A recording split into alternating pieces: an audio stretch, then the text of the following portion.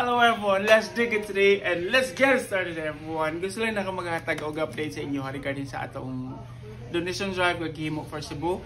Specifically sa Consolasyon, kaya atong contact person na sa Consolasyon. And yeah, it started when Sir Stephen sent me this message. Nangayon siya tabang sa kuha if I can, you know, do donation drive para sa iyang mga kaigsuunan, mga kaubanan niya na again sa Bagyo sa Cebu. And I was like, okay, let's give it a try. Kaya wala pagigkusukad na ka himo og ingon niini. Kay in the first place, maulaw ko.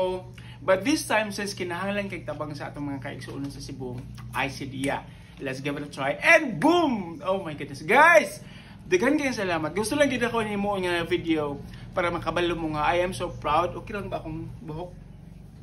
I am so proud sa inyong hatanan kay wala gid mo nagduha-duha og tunod sa inyong hinabang para sa atong mga kaigsuunan sa Cebu. Daghan kayong salamat. God bless you all. And I praise the Lord for your lives everyone because you are an instrument, a channel of blessing para sa atong mga kaigsuunan sa Cebu. Nakatigom taog 70,000 pesos everyone. And of course, ang uban sa mga fans kay naapoy mga fans si Sir Stephen nga nagtabang and maturity niini gikan sa inyo guys. Oh my goodness.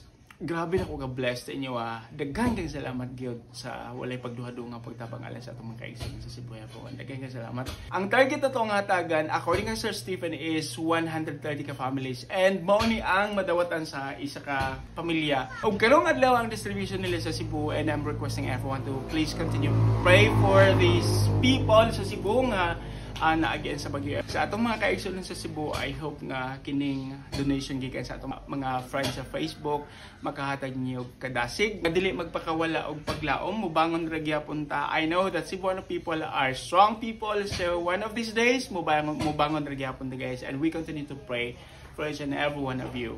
Blessings everyone, mag-amping ka.